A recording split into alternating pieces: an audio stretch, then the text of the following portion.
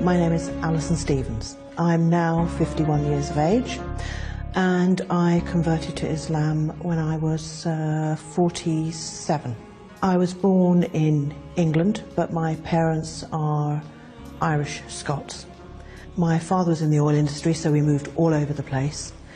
So I don't have any fixed roots anywhere, really. And we eventually ended up in Scotland in the early 70s. Apart from going to church services with the school at Christmas time, there was no religious upbringing at home at all.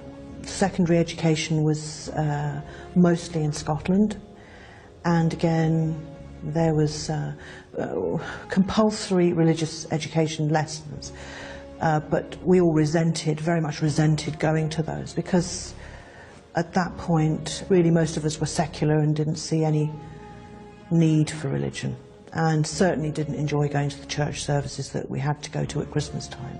We respected I've always respected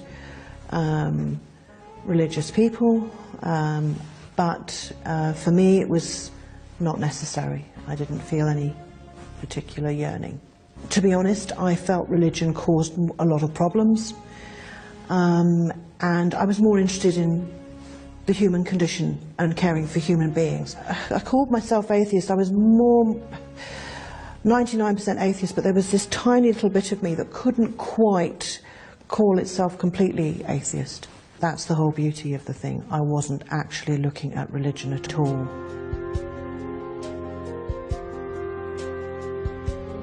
My hospital had recruited some people who were very evangelical Christians, and in fact they were putting me really off of religion completely. They were actually driving me away totally. And I'd got to the stage where actually I'd written in my will that I wanted a non-religious burial, etc., etc. But what happened was, every day when I went to work, they had the Bible open and they would quote bits of the Bible at myself and as other non-believers, and would go on, and I don't know, in retaliation in a way, I was out in Richmond and I bought a lot of books. I bought the Quran, the Torah, 365 sayings of the Dalai Lama, and of course How to Be an Atheist.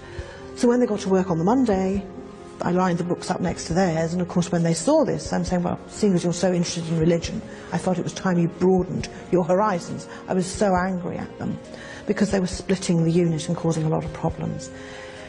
And within a few days they asked me to remove the books, and they promised they would no longer talk to any of us about religion. And within a few days they asked me to remove the books, and they promised they would no longer talk to any of us about religion. Fine. And I took the books home and was just flicking through them very quickly, and again didn't feel anything particular, but I opened up the Quran thinking, okay, let's just see what this is all about. Quickly scanned through the first chapters, and the first thing I read was, oh, the women. Oh, I'll read this. I'll read this. Opened it up and started reading it. And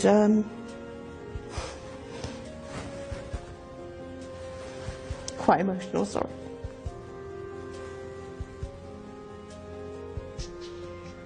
The shock was quite profound. Even now, it's quite profound.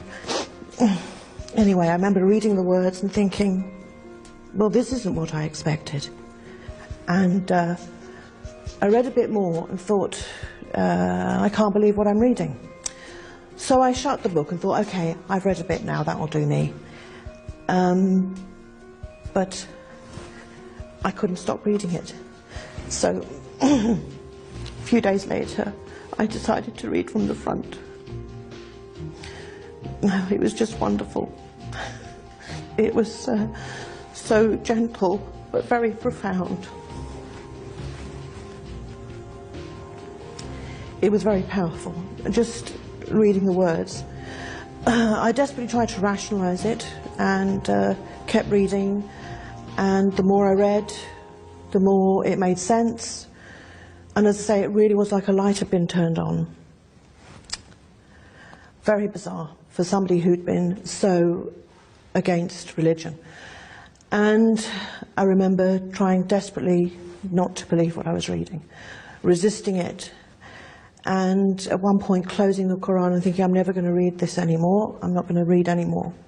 But I couldn't help myself. It was a very strong thing, very strong. So after reading a few chapters, I thought, well, maybe my translation is wrong. And I decided to visit a mosque. I made the choice of choosing a mosque far away from where I live, because I didn't want anyone to see me. And I went to the masjid and pulled on a scarf and everything. And met this imam who confirmed that what I was reading was not the most beautiful of translations, he said, but actually was accurate. And I remember him saying, are you planning to convert? I said, oh, certainly not. I've just come about the book, you know. And I tried to make it some sort of intellectual exercise. But there was something deep inside that was changing. Very